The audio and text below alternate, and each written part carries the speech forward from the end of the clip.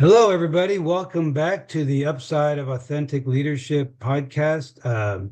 Really glad to have with us this morning Dr. Brian Sekula. I met Brian a few months ago and was really intrigued by Brian and his program that he has through the Health Performance Institute. Brian is a doctorate in physiology from the University of Houston. He's also been a professor there as well. And this program that Brian has developed is really relevant to and resonates with our times today because it really originally was developed as an insulin replacement program for people to get off insulin. But now, obviously, with the emergence of Ozempic and how viral that's gone in our culture, and with so many users and devotees, really is relevant to that as well. So, Brian, welcome to the program. Really glad to have you. Hello, Mickey, and thank you for having me. I'm excited to be here today. So let's just go ahead and kick off with the hot topic of Ozempic. Really Okay. love to hear your views on Ozempic and how your program can really help clients or patients who are taking Ozempic deal with some of the challenges they're facing. Yeah, sure. So it seems like Ozempic or Wegovy or just these GLP-1 inhibitors in general have kind of exploded all over the news in the last couple of years with people taking them and having tremendous success. And I think there is a place for these things in proper context and right environment. Ozempic was originally intended to help people that are type 2 diabetic, to help them reduce their fat tissue so that they can improve their insulin resistance and no longer be type 2 diabetic. But because of the outstanding, I guess, quote unquote, outstanding weight loss results, they ended up making Wegovy, which is the weight loss equivalent that people can be prescribed if they're not diabetic. I think these have a good application in certain situations. I think one thing that people need to be concerned with are some of the outcomes that we're seeing. And those outcomes, specifically on the ones that are taking for weight loss, what we're seeing in the research is that most people, 70%, are voluntarily stopping the drugs, not because they're where they want to be with the weight loss, but because of the things that they're experiencing. They don't feel good, they feel sick, and they develop what a lot of the researchers are referring to as apathy. Part of the two, I guess the main focus of what Wegovy and these other drugs, Ozempic, do is they reduce your hunger, so you have less desire to eat. And then they also increase the amount of time that food sits in your digestive system so that it increases your sense of being full. And so when you have less desire to eat and you have a longer sense of being full, the end result is that you're going to lose weight. But what people have reported, at least those that are stopping the drugs, is that it kind of makes them feel sick to have this food sitting in their digestive system for too long, and they don't like that feeling. So that's something people have to be concerned with. And then the other thing people have to be concerned with is if someone loses a significant amount of weight, whether it be with these drugs or on a kind of a standard dietary protocol, and by a significant amount of weight, I'm talking about 100 pounds or more. If you lose that amount of weight, you're going to lose fat tissue and you're going to lose muscle tissue. And what we want to do with a dietary approach is to minimize the amount of muscle tissue a person loses, because the muscle tissue is what is a main driver of our metabolism and caloric expenditure. What we're seeing on outcomes for people that take Ozempic and similar drugs is after an extended period of time and a significant amount of weight loss, that they're losing a significant amount of muscle tissue more so than a standard dietary approach. And so at the end of their of reaching their goals, they've lost more muscle tissue than someone who did a standard approach. And that is an issue, particularly for people as they age, because the older you are, the harder it is to build muscle mass. And if you lose a significant amount, then what it does is it puts you on a fast track to being back where you were when you started Ozempic or considered taking it, because of the reduced metabolism that comes with losing muscle tissue. So tell us a little bit about your, I'm sorry to interrupt you, just curious about your program. Give us a high level sort of summary of your program and how that would help with some of those problematic side effects. Right. So the main thing that I offer is called an insulin resistance challenge. And the objective there is for people that are type 2 diabetic, pre-diabetic, have a family history of type 2 diabetes, is to reverse insulin resistance or improve insulin sensitivity as much as we possibly can through proper behavioral habits. What kind of foods you should be eating, what kind of exercise you should be doing, sleeping better, and managing stress. And so those are the four kind of overview pillars of the insulin resistance challenge. And the objective, like I said earlier, is to help people get to the point where their insulin resistance is much better or completely gone. And what you see with something like this versus taking Ozempic or any of these other weight loss drugs, when you're taking the drugs and that's all you're doing, you're not developing any behaviors or changing your patterns of food that you're eating or the exercise that you're doing. If you're not doing those kinds of things while you're on the drugs, and if you're not adapting these kind of lifestyle behaviors, once you stop taking the drug, you've ingrained nothing different. So you have the same habits that you've always had. Because of the additional muscle loss, you're on a fast track of regaining all the weight. With the insulin resistance challenge, what we're trying to do is trying to ingrain some outcomes, some things that are easier to do, so that you can develop these behaviors, cement them into your lifestyle and into your daily habits, so that you don't have to worry about losing muscle tissue or ending up back to where you were, because you've learned things that are advantageous to keeping your insulin levels down, keeping your insulin resistance down, maintaining muscle mass, burning fat, all those kinds of things. So one of the, we were joking before the podcast, you could actually rename your challenge the Ozempic resistance challenge. That basically, if somebody's on taking Ozempic and they're cycling down, they could, using your program, cycle up on the behavioral change and actually maintain the benefits of the weight loss and just the health, general improvement in health and well-being. Yeah, I think so. Because that's the important part. I mean, one of the kind of the umbrella term that the researchers use for describing what people report as to why they quit taking Ozempic is apathy.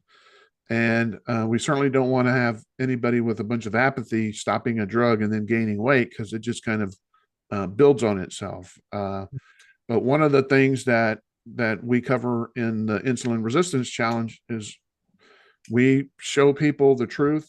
We have all kinds of knowledge on all of these metabolic pathways and metabolism in general, and things that people should be doing so that they do get the results that they want. But they need to hear things like And one of the, go ahead, I'm sorry. I was just going to say, one of the more popular videos that I do with the challenge is why you need to do more. And if you just follow advice, take medication, your risk for cardiovascular disease, cancer, all these other things doesn't change. In fact, in some cases, it's higher. Mhm. And people aren't always aware of that. And so there's a lot of things they aren't aware of. They're just told of the outcomes down the road without realizing there could be some quicksand or muddy roads between here and there. And then they get Right. out of it and they realize this may not have been a good idea. One of the things I love about your program is the group aspect, you know, that you Right. include everybody once they sign up, they're participating through in a group of folks that are in similar situations regarding either diabetes or weight. And so they're able to receive the support and encouragement from other group members. And that's, in my experience, a real game changer to not be isolated on your own trying to do hard things. You know, have a group around you to help you keep a good attitude and good energy as you Yeah. work towards a solution. Accountability and support and all that stuff. Yeah. So we have an online community where people can go 24/7. We have live videos almost every day, different topics, whether it be food or exercise, sleep, stress, what your blood sugar should be, all these kinds of different topics. And so when you wrap in all that stuff, we're all in the same boat. We're all here to help each other, support each other, hold each other accountable, whatever it is that people need. I'm trying to create an environment where people can show up, feel comfortable, be safe, and get whatever it is that they need so that they Mhm. don't have to worry about, is this information valid? Is it good? Is it going to help me? All those kinds of things. Right. And you shared with me before the podcast about an individual who was really active in pre-COVID in in-person groups, Mm-hmm. and his wife even attended with him, and it really made a difference for him to have to show up and have that accountability and group support. Yeah. Yeah. He ended up losing a little over 160 pounds. And like I mentioned, he had, um, due to his weight gain and his health status, he was having seizures that he really couldn't predict when they were happening. And so he went to get his driver's license renewed, and this information made it into his medical charts. And then somehow the Department of Motor Vehicles connected all this stuff, and he couldn't renew his license because of that. And so he went to a doctor, and his doctor said, "Look, once you get to a point where you're not having these, I can write you a letter, and we'll see if you can then get your license renewed." Mhm. Well, he searched around and found me and got in the program and ended up doing really great. And this was before COVID, and when we would do things in person. And he would show up to our group meetings, and then he ended up bringing his wife with him, and she was supportive and helping him and being accountable and those kinds of things. And his story was really remarkable, and the people that were there were interested in his story too, because he was losing weight, and very motivated, and doing great. He ended up it took him almost 2 years, but he was able to get his license back, and he was super excited.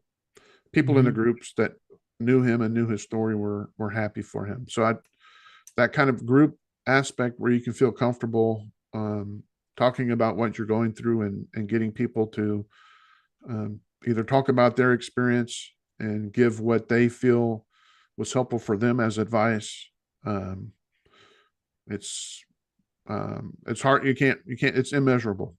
Yeah, yeah, no, I have that same experience in other areas of my life with groups, so totally get that. So Yeah. we got about 5 minutes left here. I Mhm. mean, the main reason you started your program wasn't for Ozempic, pre-Ozempic, obviously, was No. to help people get Yeah. off insulin and have be able to say cure. Would you say cure is the right word for diabetes? the type 2 Well, it diabetes? depends on who you talk to. It depends on, Yeah. but certainly remission is a word that a lot of people will recognize. A lot of people don't think you can cure diabetes, but so there may be some mincing of words there, parsing of words. But to me, it doesn't matter what word you use. If people can get to a point where they're no longer on medication and they can live their life the way they want to live and don't have to worry about taking their medication, that whether you use the word remission or cure doesn't matter to me, because they're not taking meds. And so the some of the recent news about Ozempic and its manufacturer, largest manufacturer globally, Novo Nordisk, is making headlines about how they're ratcheting down the production of insulin and ratcheting up Ozempic and Wegovy. And there's a risk in terms of a supply, a stable supply of insulin, and a price risk is, of course, if you reduce the supply. So how would you respond to that? Um, well, I'd say that if they stop manufacturing insulin, that's going to be a tough deal for people that take insulin. Mm-hmm. It's going to be especially tough for people that are type 1 diabetic who require insulin because they don't make it. Mm-hmm. So it's going to be a major disruptor to the supply chain portion of the supply and demand, because demand's not going to change, Mm-hmm. but supply will change. And so however expensive it is now, it's going to be that much more expensive, and it's going to be that much more harder to get. Yeah. And so I don't like this news, even though I'm Right. trying to get people off of it. I mean, it would be ideal if no one took insulin, but to do something like this on this type of level is um, is not something that it's not news that I like hearing. Right.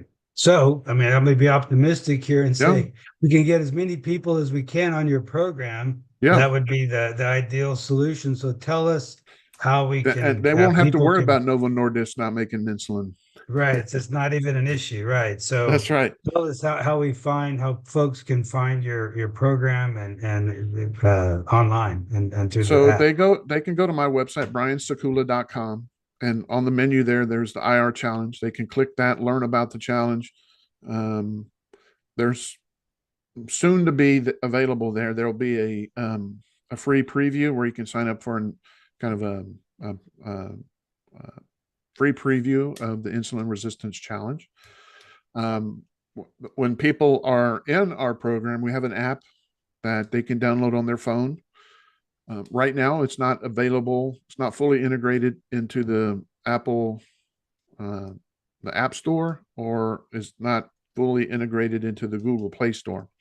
That's 2 or 3 months away, because that's a whole big process you have to go through. Much more time consuming and hurdle jumping than I anticipated. Mhm. I don't want to say complicated, because it's not really complicated. Just make you jump over a bunch of hurdles and through a bunch of hoops.